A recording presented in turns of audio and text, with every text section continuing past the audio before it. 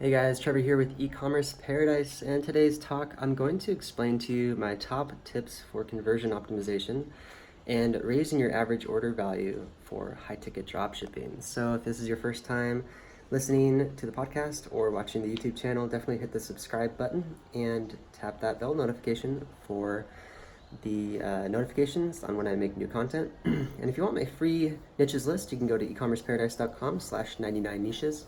And if you want my free course, you can go to ecommerceparadise.com/free course.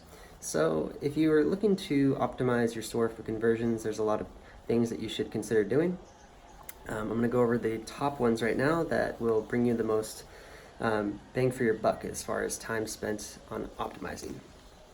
So number one, definitely make good product descriptions. That's usually the first place that I start. If your product description is pretty weak, then most likely you're probably going to struggle getting sales. So you want to, with a product description, you want to have a good hook in the beginning. You want to have a really good question answer style introduction, and then you want to have a series of sections that talk about the features and the benefits of those features, provide pictures of each of the features of the product, and then have some sort of sales video, as well as an offer stack at the bottom and a call to action to purchase from you, as well as the different policies from that supplier and the policies of the products and all that stuff like that.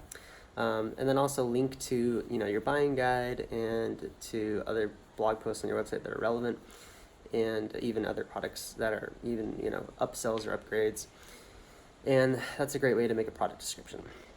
Once you've done that really well, you should look into your competitors' listings and see what kind of add-ons and upsells that they provide on their listings. And if they provide certain add-ons, then you should probably look into providing those same ones as well. For upsells, it's really important to understand what products are a little bit nicer, and so providing the information on that a little bit nicer product that costs a little bit more but has more benefits, more features, then that customer might actually be interested in that one instead. So that's a good idea too. You should definitely have the add-ons in the product page as an order bump checkbox, and then they'll show up in your cart page, but also have the option to add those to cart in your cart page as well. And so by the time they get to the cart and check out, they pretty much know what they want, they're going to purchase. The next thing you want to do is build out a really good email marketing sequence that fires right away when somebody adds something to their cart and doesn't purchase. So the key here is that if someone's on their mobile phone and they're shopping, then most likely that they're out and about, so they get distracted by life, and that's normal. So what you want to do is have a retargeting email campaign and a retargeting Facebook ad campaign, and also retargeting ads on Google and Bing and search engines, so that no matter what happens later on that day, they'll get notifications to finish their purchase with you, and they'll most likely do that. So that's a great way to do that. The next thing you really want to focus on is building out your content marketing around your products. So having blog posts that are related to your products to get free traffic from Google. So if that person wasn't quite ready to buy yet, or they don't trust your store yet, it's probably because you don't have enough content on your website. So put more content on your website, more explanatory content, more informational content, because that's the kind of stuff that's really going to build trust with your customers and get them to purchase from you right away. So with that said, there's a few more things that you can do to raise the average order value of your website. Number one, make sure that you have some sort of a done-for-you service. Usually this is like a white glove delivery. Sometimes suppliers offer this, sometimes they don't. Sometimes it's a third party. Sometimes it's not available at all, but sometimes you can find it. And so first thing you should do is check your competitors' sites and see what they offer, and try to offer the same thing, and also ask your suppliers and see what they offer, and go with that service, of course. The next thing you can do is have some sort of an extended warranty, because it's a physical product. It might fail in the next couple of years, and that might have a 1-year warranty or something like that. So you want to have an extended warranty option that's an upsell. So make sure that you're offering that, because a lot of people will want their product to be protected for a longer period of time. So you'll find this a lot at Best Buy and on Amazon.com, these websites and physical stores, they'll offer extended warranties on their products. Sears is well known for calling customers when their warranty is about to expire and selling them on extended warranties because they're so profitable. Oftentimes people don't even end up using them, right? So it's just like basically a ton of free money for them. So they'll hire salespeople in call centers to just call and sell extended warranties. It's pretty impressive. So you can make a lot of money with that. There's a lot of other things you can do to optimize the offer and the value stack for your product. So the offer and value stack is really key because people want to know exactly what they're getting from you. And so what you got to do is kind of dissect the product and the offer and try to come up with a bullet point list of every single little thing they get from that product and the service that you provide. And then assign a dollar value to that. And every little thing, I mean every little thing. Like if you are going to send them a delivery notice, then put in there like free delivery notice value $100 or something like that, because these little things people might not even know it's going to happen, and then you let them know ahead of time and that there's a value to it and it's free. They'll be blown away. They'll be like, wow, that's actually really cool. It's a little bit of a marketing hack, marketing trick that I came up with that I took from other people that came before me, and I think it's really key, and you can use it in high ticket dropshipping to really optimize the effect that your offer will have on people as opposed to your competitor's site, just because you're making your offer sound cooler than your competitors. Even though your competitors might do the same thing, you're just making it kind of more obvious what you're doing. So there's that.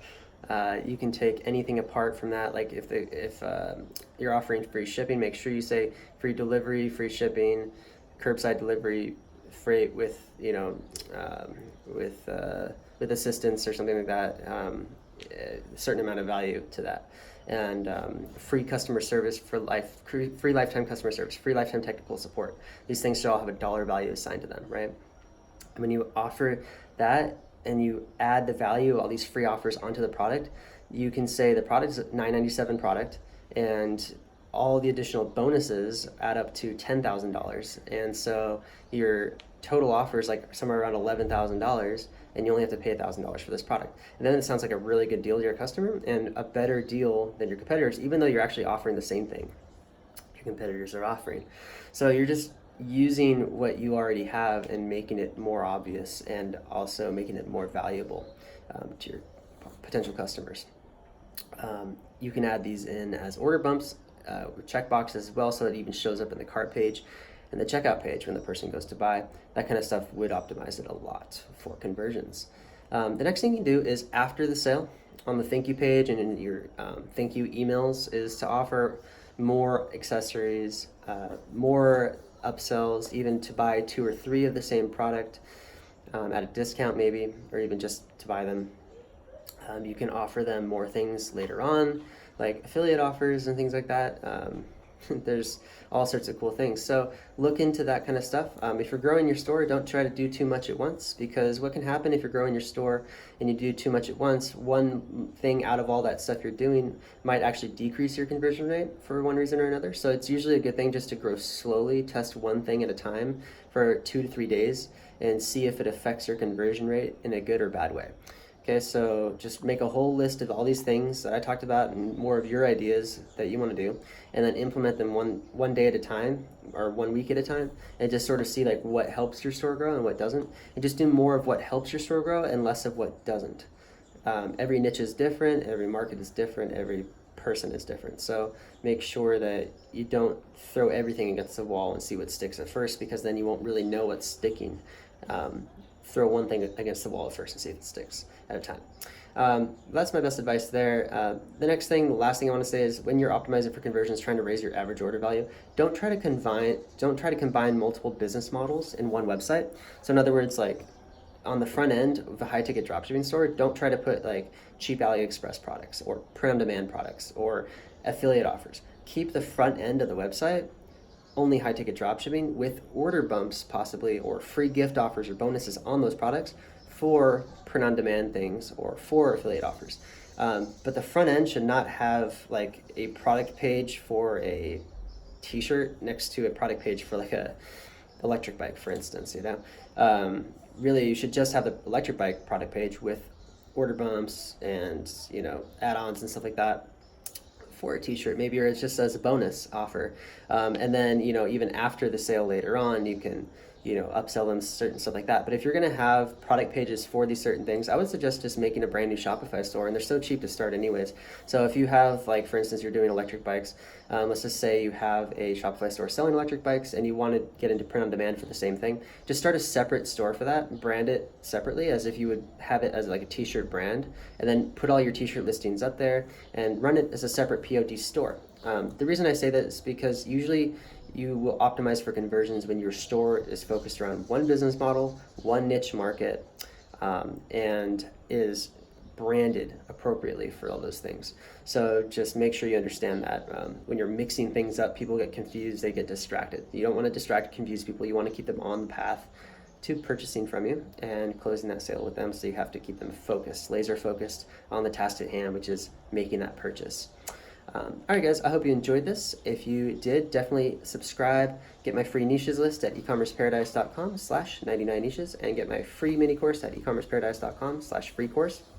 If you're interested in getting the step-by-step blueprint that I built to building out one of these stores, these high-ticket dropshipping businesses, go check out my masterclass at ecommerceparadise.com/masterclass, where I show you over my shoulder how to actually build out one of these stores while I do it. So you get to actually get step-by-step guidance on doing it right then and there. You don't have to like watch a bunch of videos and then figure out yourself and then go to a community and ask a bunch of people. I literally just show you how to do this stuff step by step in the same way I've done it, and the same way I've done it to sell multiple stores. I've sold 4 stores for over $50,000 each. So and we're currently building and running new stores right now, and it's going great. So if you want to be making $1,000, $2,000, $3,000 a day in sales, live a relaxed lifestyle, travel the world, or just work from home, this can be the business model for you. You just have to get a step-by-step program on how to do it, get the right mentorship and coaching, and E-commerce Paradise High Ticket Dropshipping Masterclass is the best way to do it. And I can be your mentor if you want. So hit me up. Let me know if you have any questions in the comments below, and we'll talk to you next time. Take care.